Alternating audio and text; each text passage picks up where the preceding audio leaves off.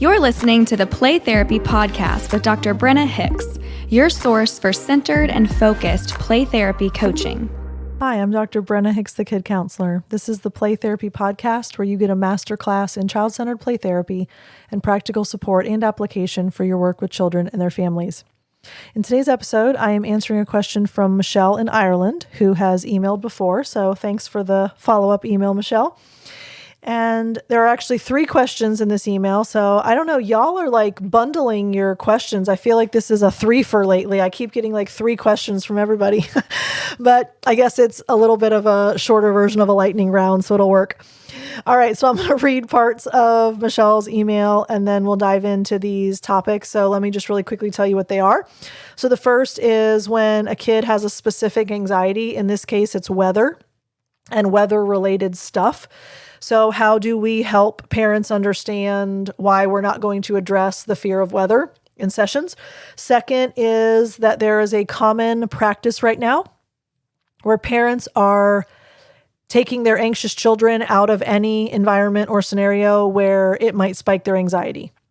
And what do we do about that? How do we psychoeducate them about not rescuing their kids from those situations? And then what about a child that is consistently room wrecking? So this is going to be fun. All right. So let me read parts of the first question. I have a client who experiences anxiety in relation to weather and finds it hard to go to school or go outside when it is dark or raining. I've been working with her and her mom for nearly 6 months, have been exclusively CCPT. However, in each review with mom, she asks me to specifically address the weather anxiety with her little girl. How often have you been told, right, but when are you going to fill in the blank? I'm not.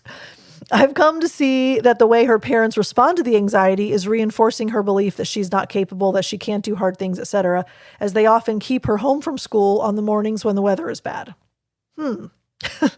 I've worked really hard on this with them and the importance of consistency and modeling confidence in her ability to cope. But how do you communicate with parents when you feel that their response is reinforcing the behavior that they do not want? All right. As you all know, if you've been hanging out with me for any length of time, you know that everything in my life goes in waves. And that's a really helpful touch point of what's going on with play therapy around the world, specifically CCPT. So Michelle, thank you for this because this has come up so many times in the most recent 2 or 3 weeks. Obviously, this is worth talking about. How do we communicate with parents when we feel that their response is reinforcing the behavior that they do not want?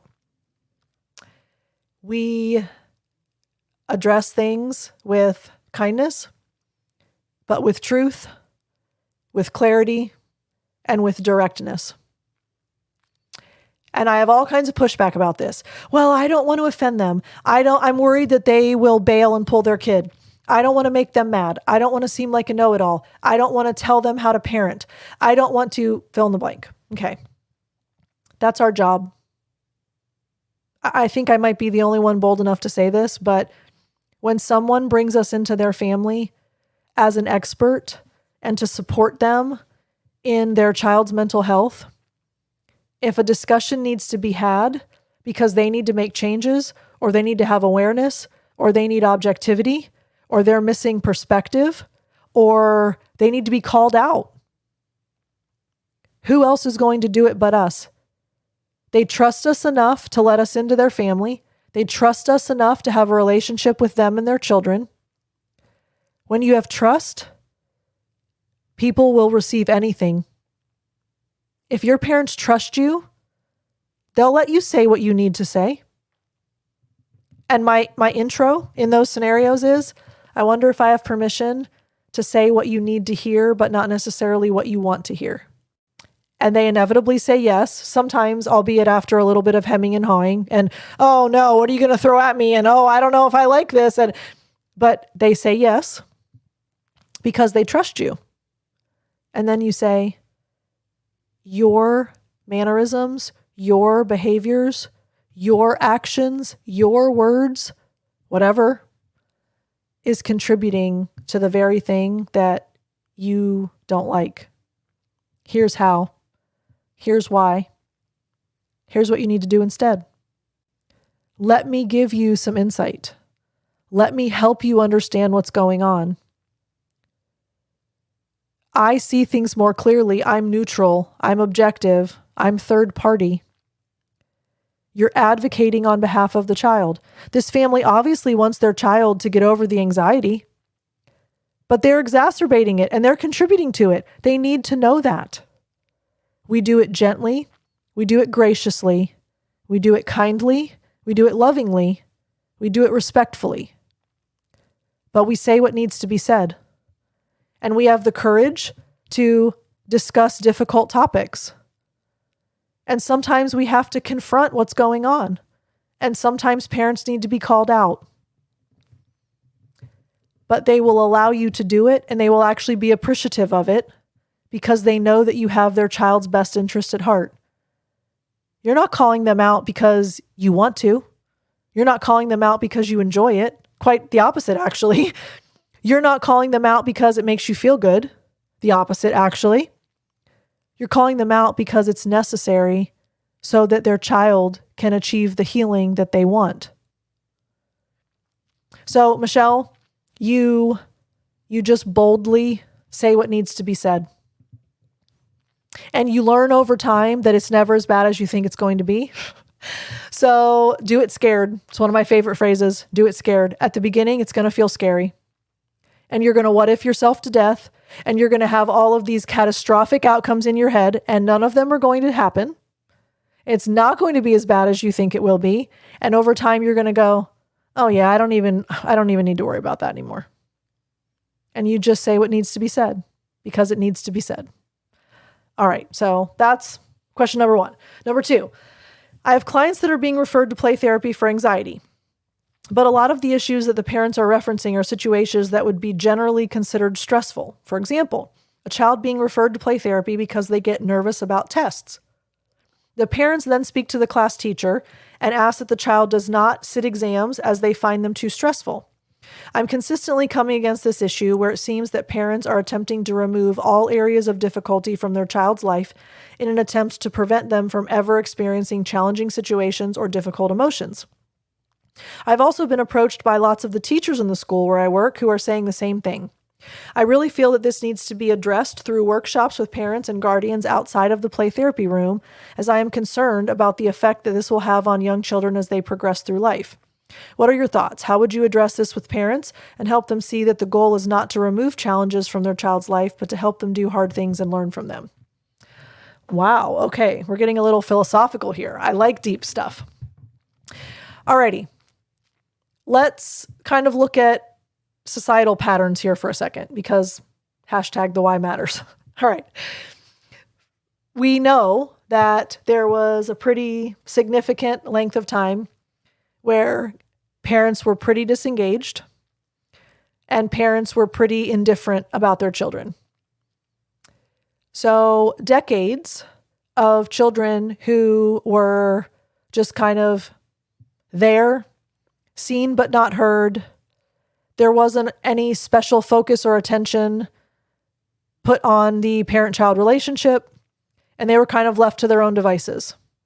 You know, kids didn't wear helmets when they rode their bikes. They didn't wear seatbelts in the car. They weren't rescued or saved from anything. You know, rub dirt on it. If you don't stop crying, I'll give you something to cry about. Suck it up, buttercup. You'll be fine. You know, you don't need to be crying about that. Okay, so that kind of vibe was pretty prevalent for quite a while. Decades, actually. And there's been a shift.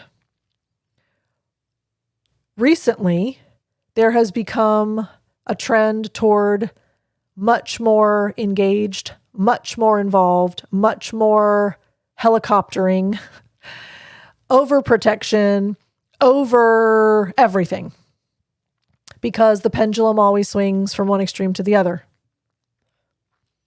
We have seen that parents are far more invested than they were historically, but with any extreme comes cons. And one of the cons is that this overprotection, over-rescuing, over-saving, helicoptering is very detrimental to children because whereas a child needs nurturing and loving and caregiving and compassion and protection. And in early decades, they did not receive enough of that. It was very much pick yourself up by your bootstraps and keep going because no one's going to help you, so you better figure it out yourself. That is not healthy either. But now we have the contrast. We're over-rescuing, over-saving, over-protecting, over-guarding, over everything. And now kids are too fragile.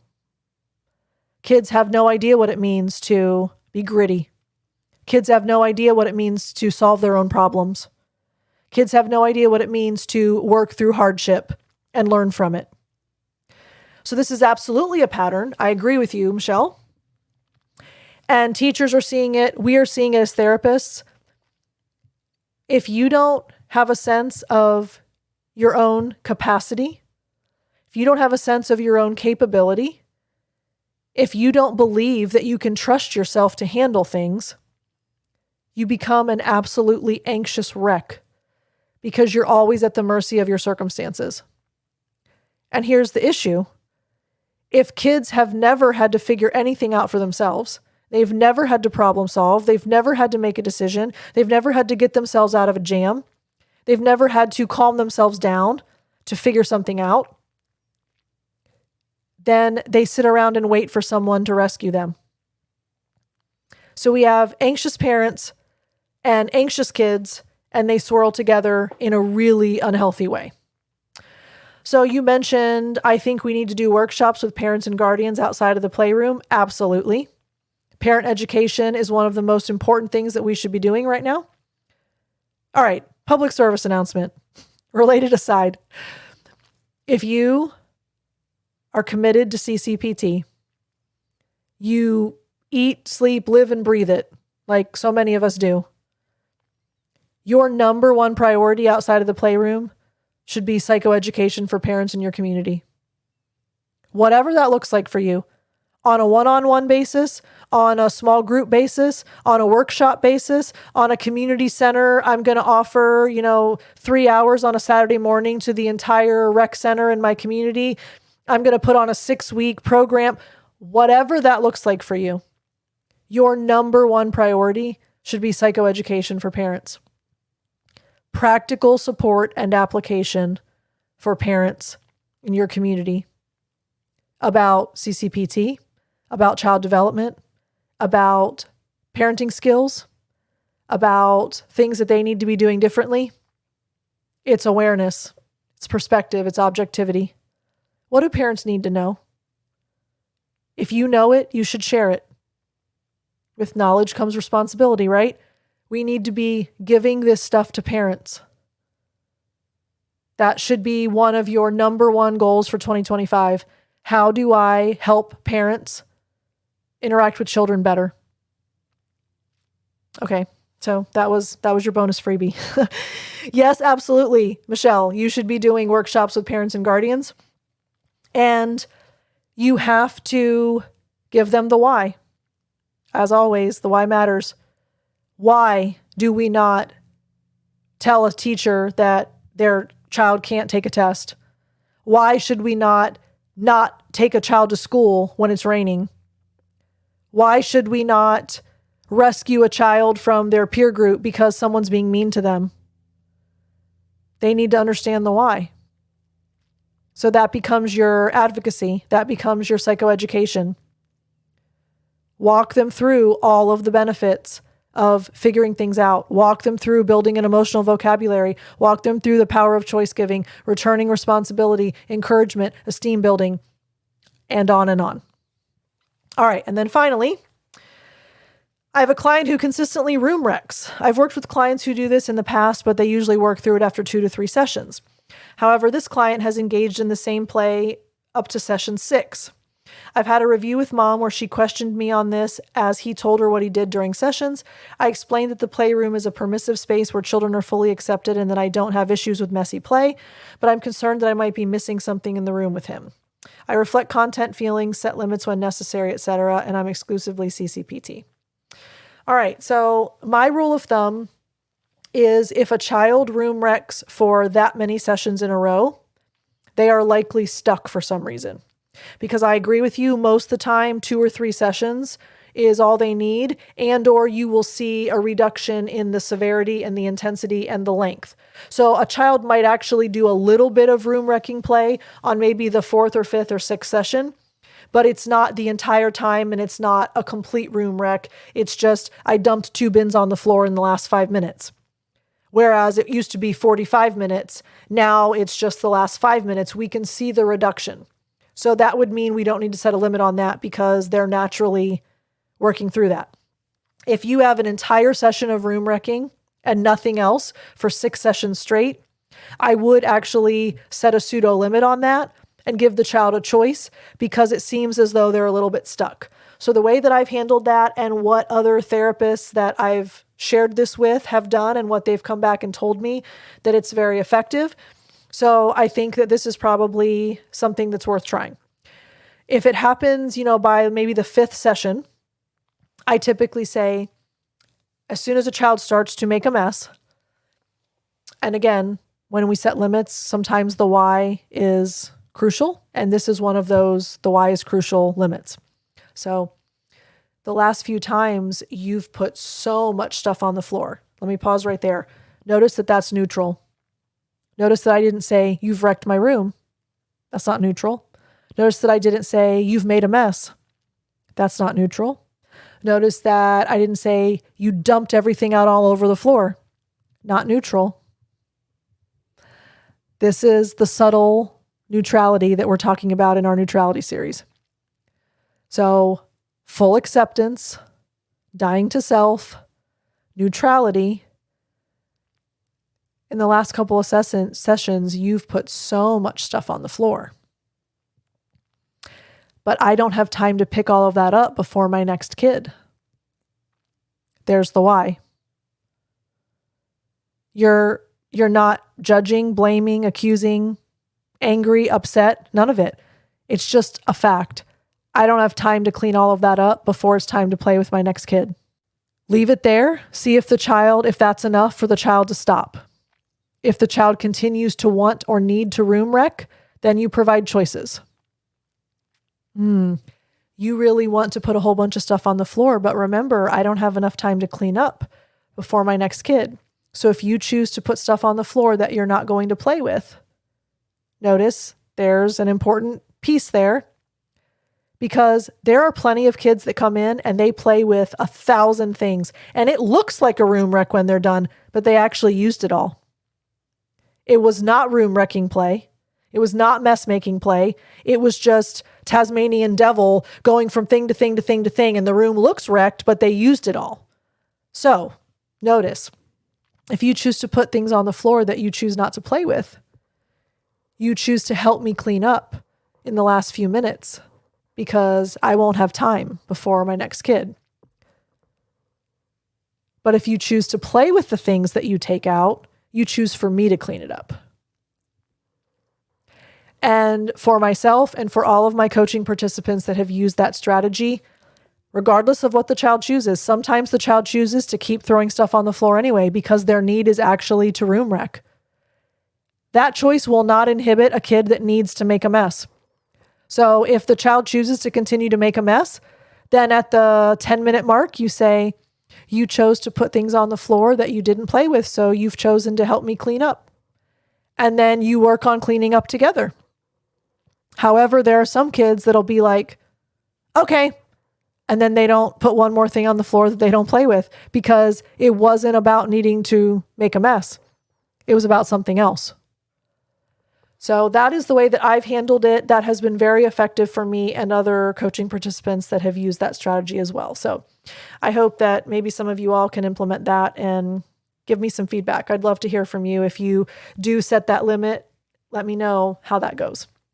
All right, Michelle, thank you so much for the email and all the questions. And thank you to each and every one of you. I love y'all. We'll talk again soon. Bye. Thank you for listening to the Play Therapy Podcast with Dr. Brenna Hicks. For more episodes and resources, please go to www.playtherapypodcast.com.